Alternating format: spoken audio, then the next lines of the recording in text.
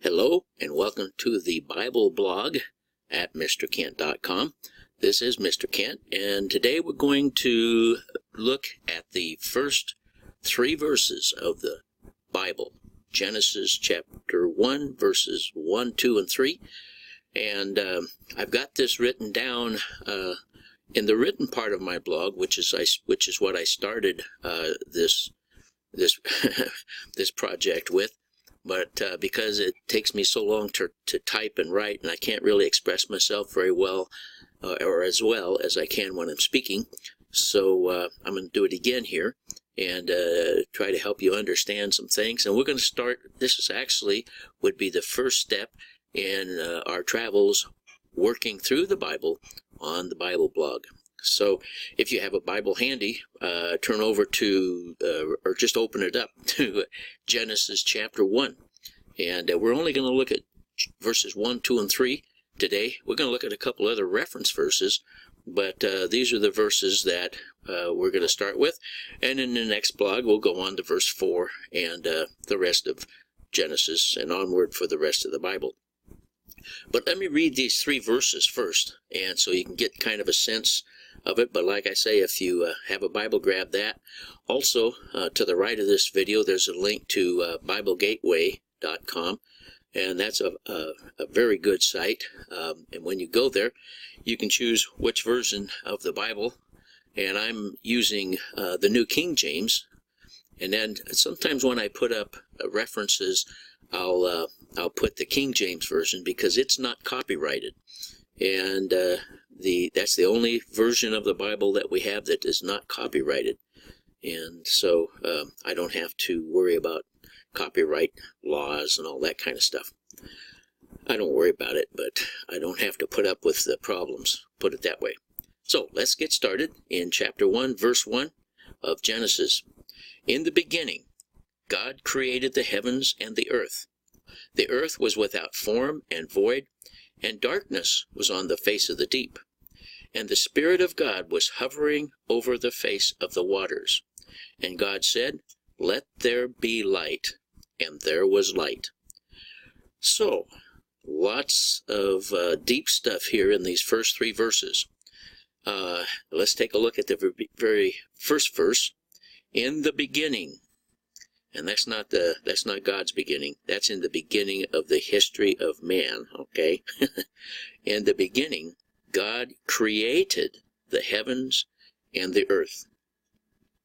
And everything was created by God. And I don't know if you've ever built anything or anything, but when you build something, you have created it. It's yours. And pretty much you can do what you want with it because you're the one that built it. And so God has created everything. He's created you and me, and He loves us. No doubt about the fact that He loves us.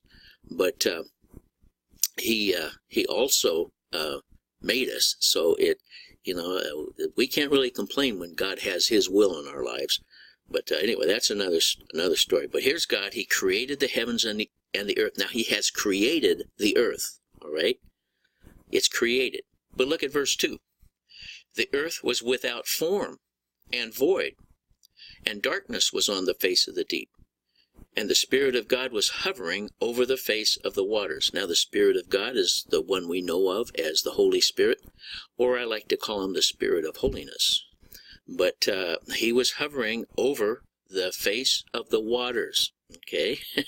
Now, let's go back to the first part. The earth was without form. Now, that doesn't mean there wasn't anything there. It just means it was without form. If you go online and you want to sign into something, you have to fill out a form. And so you put your first name in one block and your last name in another block. And they call that a form because it keeps everything organized. And when it comes up to the server, then it puts your first name in the first name part of the database and so forth. Also, when something is formal, that means it's set in a certain order. When we're told we need to conform, that means we're supposed to set ourselves to look like everybody else or to act like everybody else. So form is a very important word, and the earth was without form.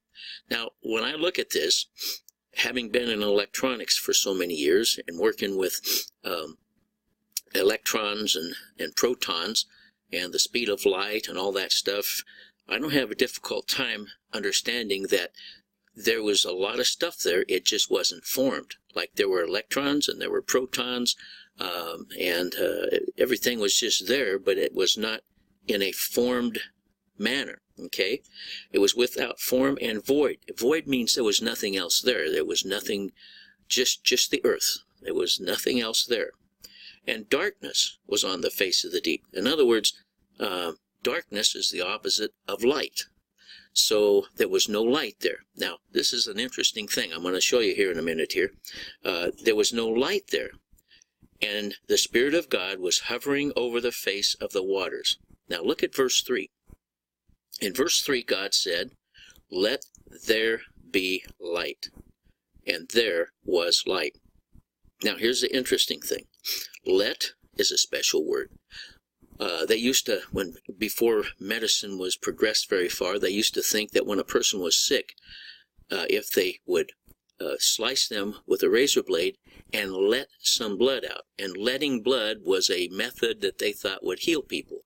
We've learned a lot different since then. But to let means to allow a controlled amount of whatever. In other words, if you're going to let your children play outside, you're controlling them. And so let means a controlled amount. So when God said, "Let there be light," he was giving us a controlled amount of light. And then he says the word "there." Well, that means here on earth. There means here. So, two very important words. And then he said, by the way, we live by a railroad track. So if you can hear the whistle blowing, that's because the trains are going by.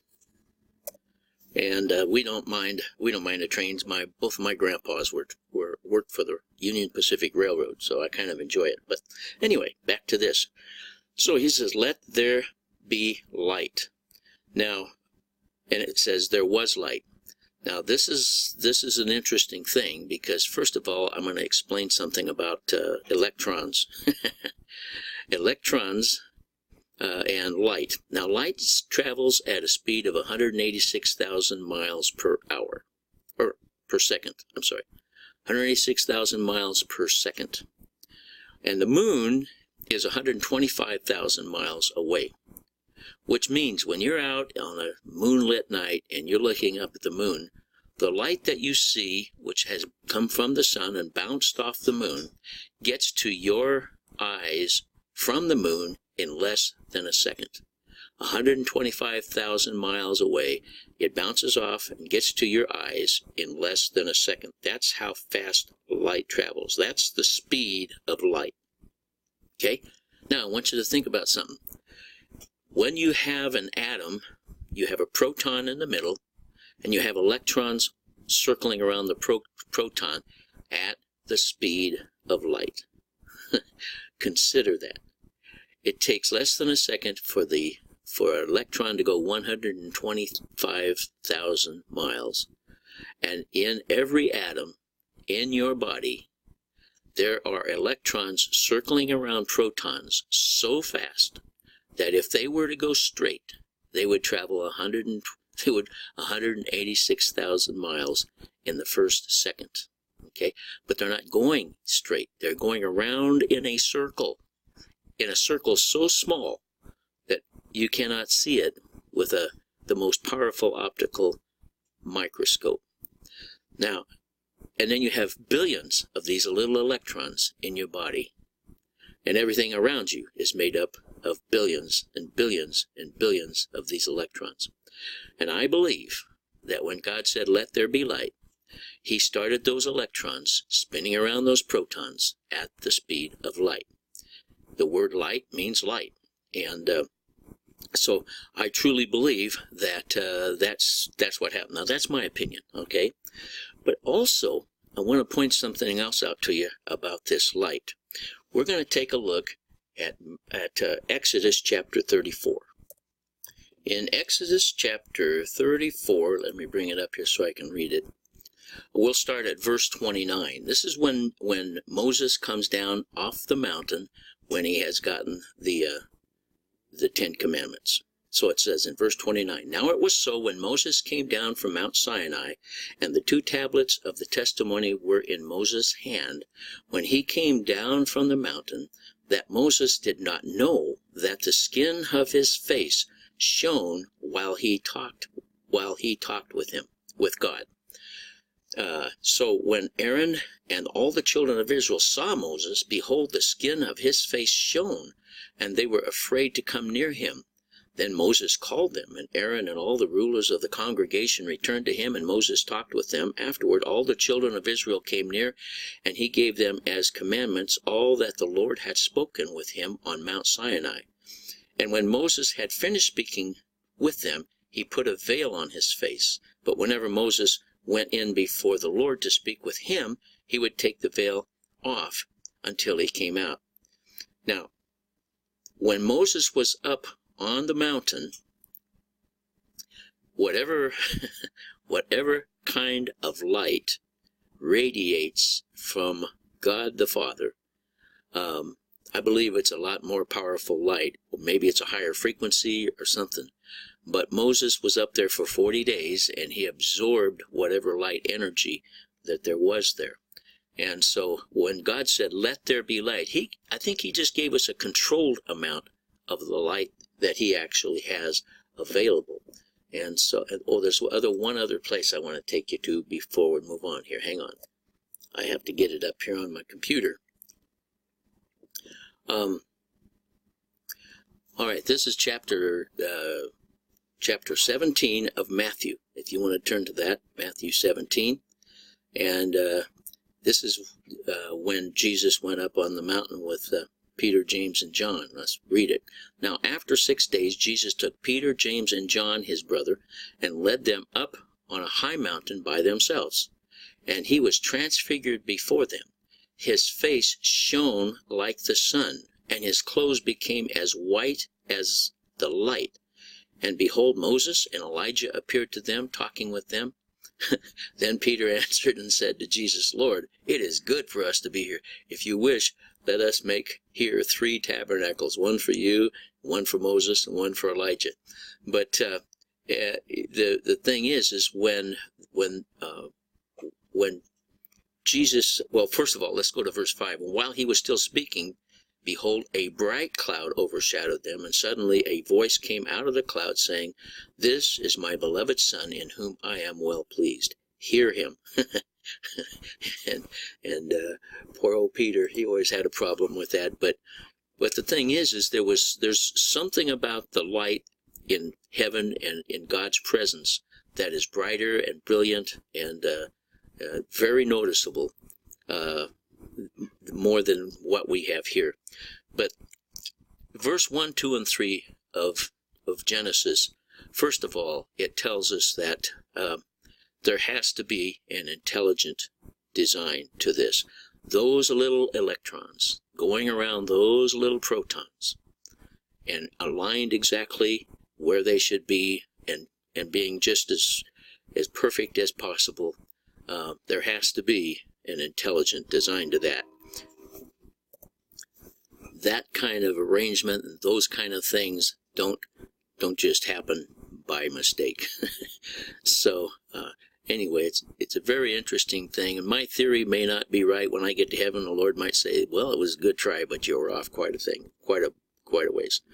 But the important thing is to understand that we have a God that is much smarter than we are, and much more brilliant, and loves us much more than we'll ever know how to love.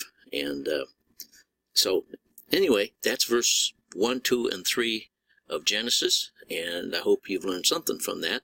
And there's so much more in those verses than even we get to see. But we'll move on next time. But I want to thank you for listening this time, and I just hope that you'll fall in love with the Lord and fall in love with doing His will, and let Him bless your life. Thank you for listening, and God bless you.